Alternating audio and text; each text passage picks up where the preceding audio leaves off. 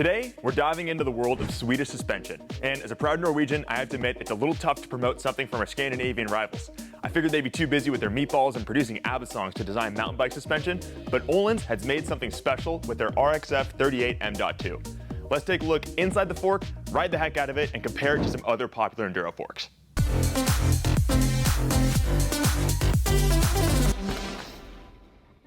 Riders demand a lot from single crown forks these days. We need them to put up with endless abuse in the bike park with days full of braking bumps and flat landings, but also need to fine-tune the damper for maximum traction on the racetrack. The RXF 38 is Ohlins 38mm stanchion Enduro fork that is built for exactly that. Ohlins might be a bit of a third-party mountain bike suspension space, but they're world-renowned for their car and motorcycle suspension. Ohlins has been at the pointy end of suspension tech and performance since the 70s, before mountain bike suspension was even a twinkle in its father's eye.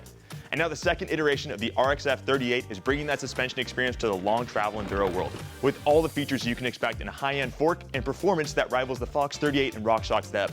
First, we'll be checking out all the features of this fork, talk about how it rides on the trail, and finally do a quick comparison to the Fox 38 and RockShox ZEB. Let's dive in. The RXF 38 M.2 is the second generation of Ohlins' long travel Enduro fork platform and is the most capable single crown fork in their lineup. Sharing similar technologies with the RXF 36, the RXF 38 uses Ohlins' TTX 18 damper and 3-chamber air spring packed into 38mm stanchions. The fork weighs in at 2,320 grams, comes in either 160, 170, or 180 mil of travel, uses either 44 or 51 millimeters of offset, and is 29-inch only. It's got blue SKF seals, a 200mm post mount for your front brake, and your typical 15 by 110 boost spacing. Ohlins uses a purpose-built chassis for the RXF 38 that's designed for 38mm stanchions, just like their dual crown downhill fork, the DH38. Removing the air spring is incredibly easy on the RXF 38, and you don't even need to drop the lower legs for a travel change or to service the air spring. This is possible because the Ohlins air spring is an entirely contained cartridge that you can pop in and pop out from the top of the fork, while most other forks use the inner walls of the stanchion as a part of the air spring assembly, which means you have to drop the lower legs to get the air spring out. Just use a cassette tool on the top of the RXF 38 and a socket on the bottom, and you just removed your air spring faster than figuring out how to pronounce Ohlins. Ohlins air springs use a 3-chamber system as opposed to the typical 2-chamber positive and negative system found in Fox and RockShox forks.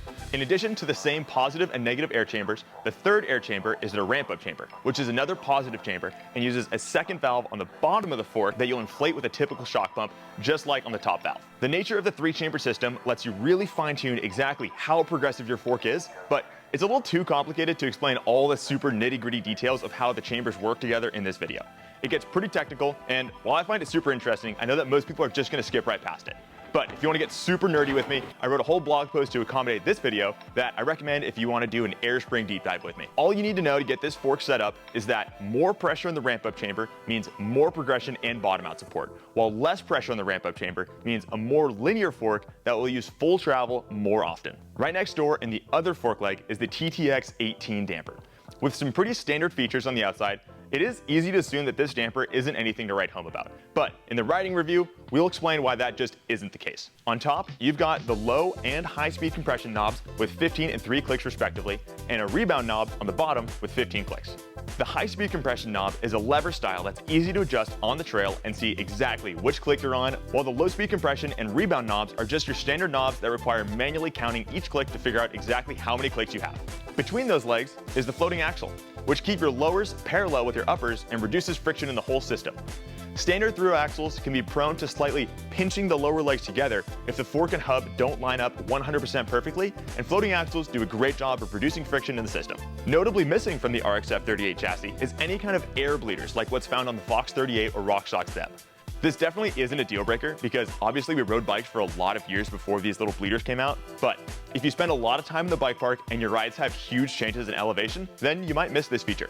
So all that tech is cool, but all we really care about is how it feels on the trail. So let's first talk about setting this fork up and then what kind of performance you can expect from it.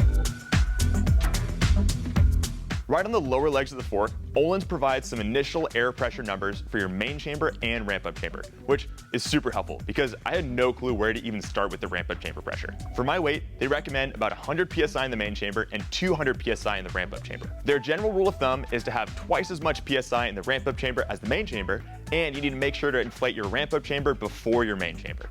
After riding the fork a bit and bottoming out way more often than I would have liked, these recommended settings were way softer than I needed, and I ended up at 110 and 250 psi for my 180-pound riding weight. When compared to a classic 2-chamber system, the biggest advantage riders will notice in Ohlins 3-chamber system is being able to adjust your ramp-up chamber in super small increments, instead of being restricted to big jumps in progression with the volume spacer system. Also, you don't have to let all the air out of your main chamber and use a cassette tool to adjust your ramp-up like you do on 2-chamber systems. Just add or remove a few pounds of air with the shock pump, and you're good to go. Let's look at the TTX 18 damper now. It didn't come with any recommended settings or anywhere to start, so I was left to fend for myself to figure out how to set up this damper. To start with, I just set everything in the middle of its clicks and hit the trail. I spent a few rides spinning the dials to their fully open and fully closed settings and found that, for the most part, there's plenty of adjustment in either direction to help me find a comfortable setup with clicks to spare. With only 3 clicks in the high-speed compression circuit, I found that adding any high-speed damping really compromised the sensitivity of the fork through small to mid-sized compressions, and I really struggled to see any situation where I would want to run any clicks of high speed on the RXF 38. The other 2 adjustments, low-speed compression and rebound, offered a great range of adjustments that I clicked through depending on the trail or riding conditions. For typical summertime riding in town, I settled on 6 clicks of low-speed compression and 7 clicks of low-speed rebound, and both of those are measured from closed. Right from the first ride with this fork, I could tell that it wanted to be ridden really fast, faster than any other fork I've ridden. It made every ride feel like I was racing the clock, and it really wanted to be pushed to the limit and held there more than any other fork that I've tried.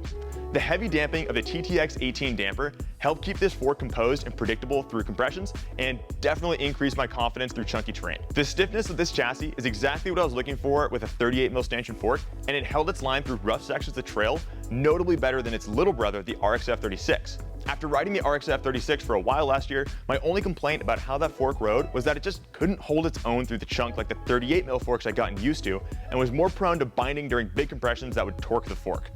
The plowability of the RXF 36 chassis solved those issues entirely, and is definitely happiest when you're pointing it into bomb holes or letting off the brakes through a rock garden.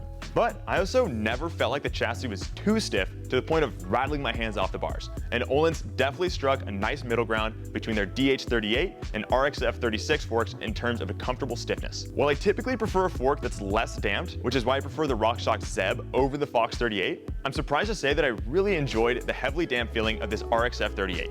I think that I'm able to like the damp feeling because the TTX 18 damper feels noticeably smoother than other dampers. It's definitely really hard to explain without having you physically ride the fork, but the action of this fork is just incredibly smooth, just like the RXF 36, and I think that's the result of a very high quality damper that does its job fantastically without feeling harsh. This definitely changed how I set up my fork compared to my ZEB, and I found myself relying more on the low-speed compression than the air spring to hold me up in the travel than other forks. The RXF 38 did a great job of staying high in its travel and staying away from the super progressive end stroke. This was most noticeable through repeated small compressions, like riding over root balls or chattery braking bumps, where you don't want to be using all of your travel. Plus, staying high in the travel lets your bike keep its slack head angle and long wheelbase. There's a lot to like about how this fork rides, and I really only had a couple complaints. First is pretty vain, but after riding the dead silent ZEB for a few months, the small amount of noise this fork makes was kind of a bummer.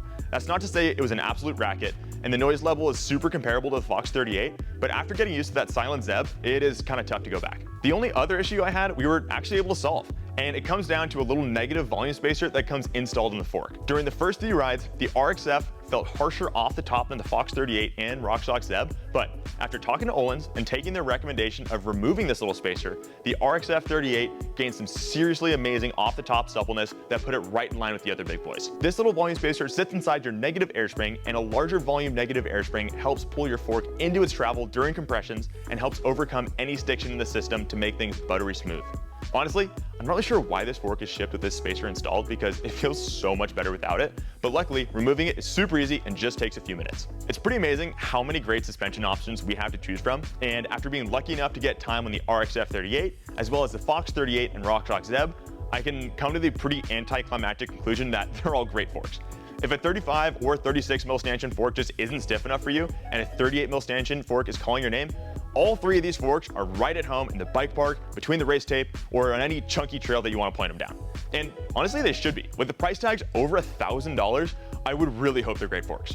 But they're not the same. And if you're going to be throwing that kind of cash at a new fork, then you really want to get the one that's right for you. So let's figure that out. First of all, if you're using a 27.5 front wheel, then the RXF 38 just isn't an option. For the dedicated 27.5 fans out there, you could still run a 27.5 front wheel, but you'll have a longer axle to crown measurement than on a dedicated 27.5 fork with the same travel. And we've already made a super quick video breaking down the differences between the 38 and the ZEB right here, but keep listening if you think you might want to buy one of these here RXF 38s. The elephant in the room is price. While none of these forks are cheap, the RXF 38 is about $300 more than a Performance Elite 38 or a ZEB Ultimate and costs $1,450. We did the math, and you could buy 44 pounds of Swedish IKEA meatballs for $300. So the question is, would I rather have an Ohlins RXF 38 or another fantastic 38mm stanchion fork and 44 pounds of meatballs? Myself personally, I love meatballs, so I'm taking a ZEB in the meatball platter. But if you're a diehard racer who's giving everything you can to get to the top of the next podium and $300 is just another drop in the bucket for your race budget, then get the RXF 38 because it wants to go faster than any other fork I've ridden. The quality of the TTX 18 damper is pretty phenomenal, and its heavily damped feel is conducive to speed. While the RXF 38 prefers to be ridden hard, it doesn't need to be. And the smooth action is easy to appreciate no matter how fast you're going. For anyone who's either looking to go as fast as possible between the tape or someone who just wants the smoothest feeling fork on the market, I have to recommend the RXF 38. Before I rode the Ohlins RXF 38, I thought there's a pretty big difference between how the Fox 38 and the ZEB rode, but after feeling how differently this fork rides to either of those, I learned a lot about how different a fork can feel while doing the exact same job. The Fox 38 is slightly more damped than the ZEB, and the RXF goes several steps further, and the TTX 18 feels completely different from the Charger 3 or Grip 2 dampers. With more damping and an overall smoother feel, I had noticeably more control going through rough sections of trail at high speed when compared to both the ZEB and the Fox 38. At lower speeds, the difference is less noticeable, but the overall action of the RXF 38 always felt smoother than the other forks. Small bug compliance is also a bit better in the RXF 38 than the other two forks once you remove that negative volume spacer. After learning the ins and outs of the 3-chamber airspring on the Ohlins, I was able to tune where the progression of the fork starts in the travel and how progressive it is. Combined with being able to make small jumps in PSI, gave me generally way more control over my airspring compared to a Fox and RockShox airspring. If you want a fork that can be ridden 99% as fast as the RXF 38 and is quite a bit cheaper, then either the Fox 38 or RockShox ZEB can both absolutely hold their own through whatever you put them through. Whether that's racing, big jumps, big drops, or any gnarly trail, both of these forks are designed for exactly that. Plus, they've got bigger companies behind them, and it might be easier to get replacement parts down the line if you keep the fork for a long time. Well, there you have it.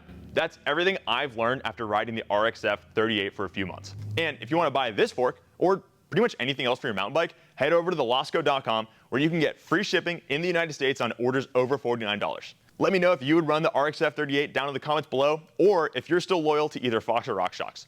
Hit the like button and subscribe for more vids in the future. Thanks for watching. We'll see ya.